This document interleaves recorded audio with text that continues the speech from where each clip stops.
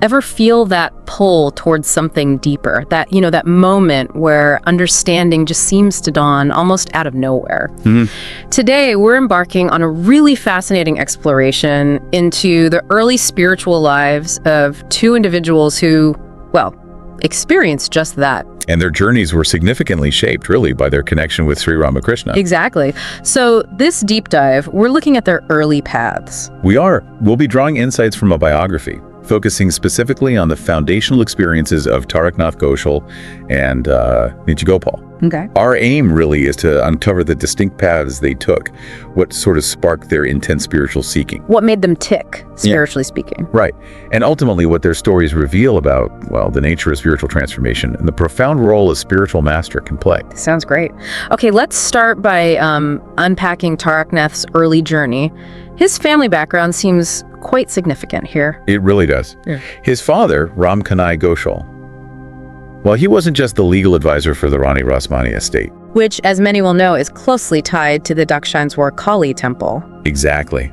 But he was also a devotee himself, a spiritual man.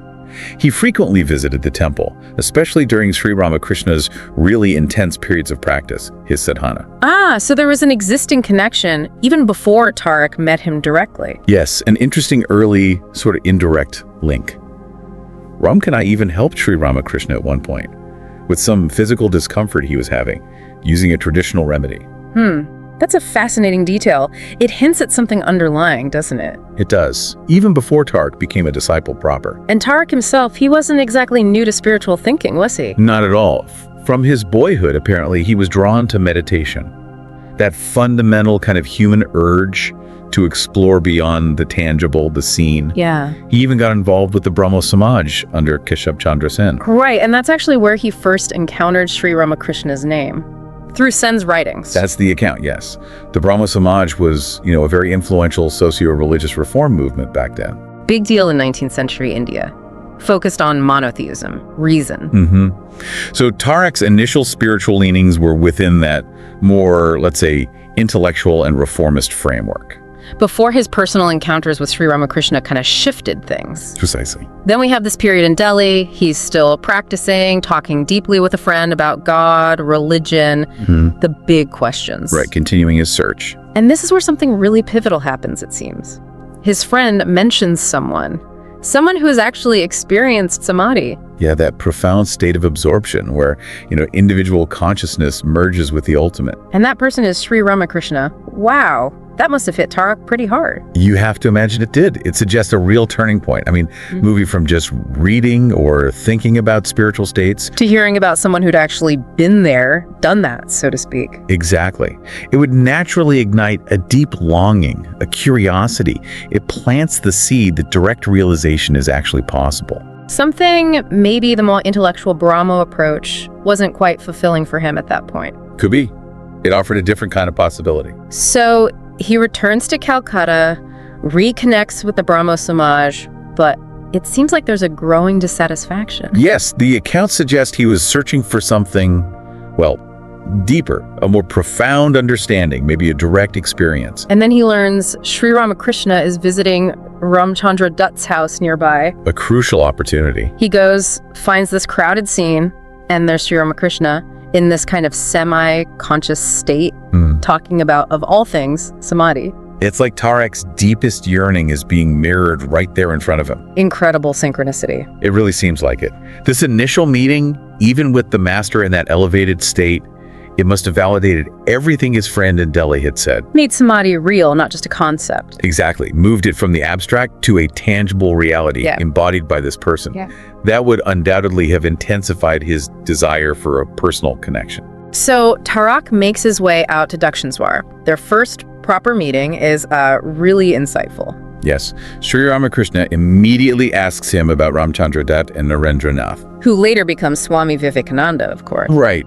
But Sri Ramakrishna asks Tarak about them, even though he has no way of knowing if Tarak knows them at all. Strange, yeah. Tarak is apparently quite struck by how deeply the master cares about his devotees. It shows that immediate personal interest, and then they get into this discussion about God, with form, without form. And Tarak, with his Brahmo background, initially leans towards the formless, right? Correct. That reflects a common theological debate. The Brahmo Samaj emphasized God beyond form, beyond attributes. But Sri Ramakrishna. Well, he embraced both perspectives. He saw them as just different ways to understand the same ultimate truth. And then he does something quite powerful. He takes Tarak to the Kali temple. And prostrates himself before the image, even though Tarak was initially hesitant. What a lesson. Inclusivity, the divine being everywhere. It was a practical demonstration. And Tarak has this moment, this realization. Well, if God's everywhere, why not in this image too? That's a huge shift, a fundamental change in perspective for him. Definitely. And then Sri Ramakrishna insists Tarak should stay longer, come back often. He says, a single visit isn't enough for real spiritual growth. That says a lot about the master, doesn't it? His ability to see sincerity, potential. Absolutely. Sri Ramakrishna wasn't interested in just fleeting encounters. He sought out those with a genuine hunger for understanding. And offered them real guidance, sustained guidance. Yes, his invitation for Tarak to stay and return underscores his commitment to nurturing authentic seekers. There's also that small story, but maybe quite telling, about Tarak getting ice for Sri Ramakrishna through a friend connected to Surendra. Seems minor. But these acts of service, seva, they often deepen the bond between disciple and guru. Moves it beyond just talk into practice. To practical love and devotion, yes. Then comes this really beautiful moment. Sri Ramakrishna recognizes Tarak's father, Ram Kanai. Yes. And expresses gratitude for that earlier help Ram Kanai gave him with the burning sensation, the Ishtakavacha. Which translates roughly to like a protective amulet or remedy related to one's chosen deity. Something like that, a traditional remedy he provided. And when Ram Kanai later visits and prostrates himself before Sri Ramakrishna, the master goes into samadhi. Yes. Imagine witnessing that as both father and son. Incredibly powerful. It really underscores the deep spiritual currents connecting Sri Ramakrishna and Tarak's family, doesn't it? It truly does. The master entering samadhi upon seeing Ram Kanai suggests, a profound recognition, maybe even a continuation of a spiritual link predating Tarak's own. And the impact on Tarak just seems to intensify from there. There are these accounts where Sri Ramakrishna literally writes something on Tarak's tongue. And it sends Tarak into deep meditation. That suggests a direct transmission, doesn't it, of spiritual energy, Shakti. These are powerful examples, really, of how a realized master can directly influence a disciple's inner state. It kind of bypasses the need for lots of intellectual groundwork. And just awakens something directly. Awakens that dormant spiritual potential within the disciple, yes. Tarak also reflects on how emotional he became in the master's presence. He often felt like crying. Yes, weeping in front of the Kali temple or in the Panchavati, the grove of trees. And Sri Ramakrishna's response is so insightful and comforting. He says God favors those who can weep for him, that those tears wash away past sins. It really highlights the crucial role of emotion, of bhava in spiritual life. It's not just about intellect or discipline. The heart has to be fully engaged. Sri Ramakrishna saw the sincerity in Tarak's tears. He recognized it as a sign of deep yearning, of genuine spiritual progress. Not something to be ashamed of, but a positive sign. And for Tarak, this all culminates in a profound realization. Sri Ramakrishna is the guide he needs, the one who can lead him to the ultimate goal. Worldly attractions start to loosen their grip on him. He begins to see the master as embodying the essence of all religions, which naturally deepens his devotion exponentially. And it's clear Sri Ramakrishna felt a deep affection for Tarak too, actively guiding his spiritual life. That really embodies the core of the guru-disciple relationship, doesn't it? It does. The disciple recognizes the master's capacity. The master lovingly guides, nurturing growth according to the disciple's specific needs. Okay, now let's turn our attention to Nityagopal, another young seeker drawn into Sri Ramakrishna's orbit. Yes, he was also a frequent visitor to Dakshineswar and held the master in immense reverence. But his path seems different. His devotion manifested in these incredibly intense emotional experiences. Extremely intense. He would apparently enter trances just hearing the name of God or during devotional songs, curtain. That illustrates a different kind of spiritual fervor compared to Tarak's more, initially at least, contemplative path. Very different, yes. Nityagopal's path seems characterized more by ecstatic devotion, bhakti, and spontaneous spiritual absorption. And Sri Ramakrishna clearly recognized something exceptional in him. He even stated that Nityagopal had attained the Paramahamsa state, which is considered a very, very high level of spiritual realization, marked by egolessness, constant awareness of the divine. That's quite a statement from the master. It is. It speaks volumes about Nityagopal's advanced spiritual standing. He'd apparently spent pretty much all his time in prayer and meditation. And there were visible signs of this deep inner fire, this spiritual intensity.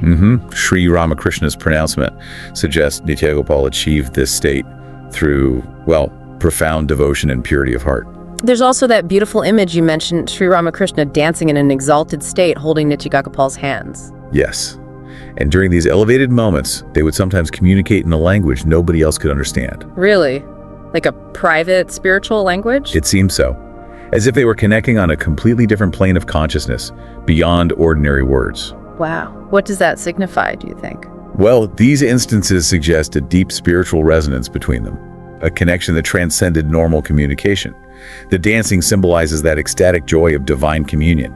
And the language hints at a shared experience beyond thought. Beyond conventional thought and expression, yes.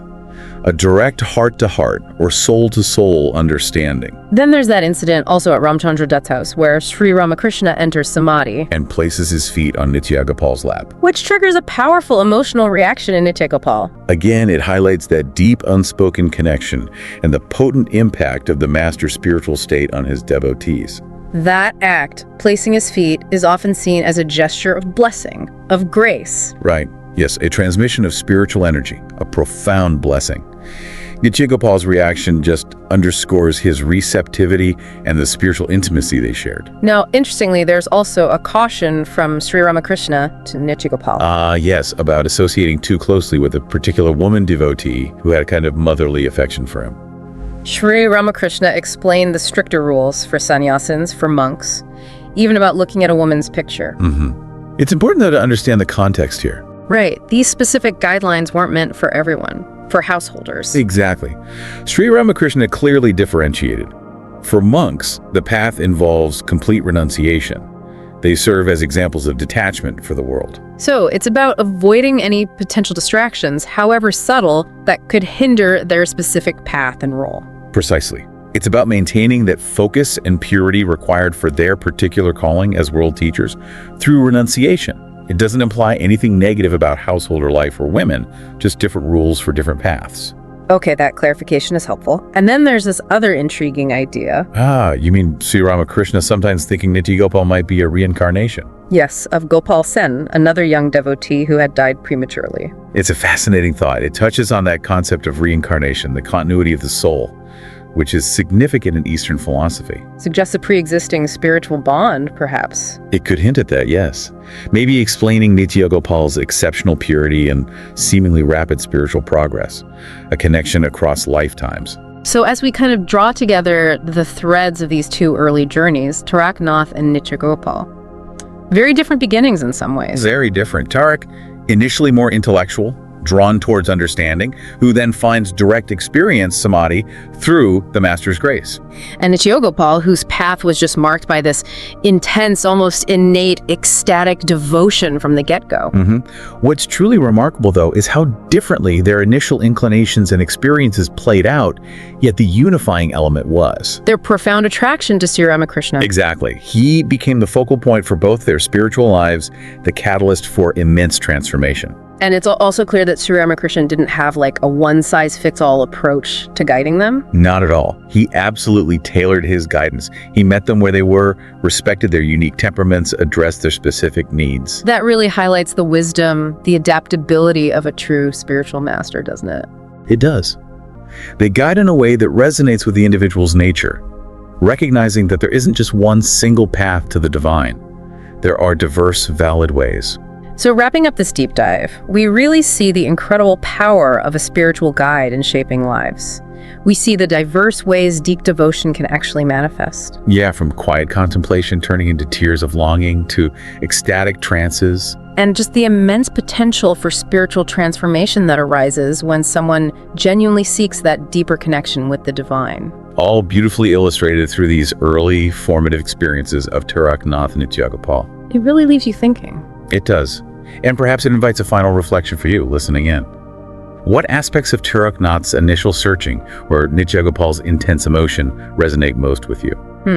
Do their early experiences spark any insights into your own journey? Your own way of seeking understanding and connection? Something to ponder? I hope you like this chapter.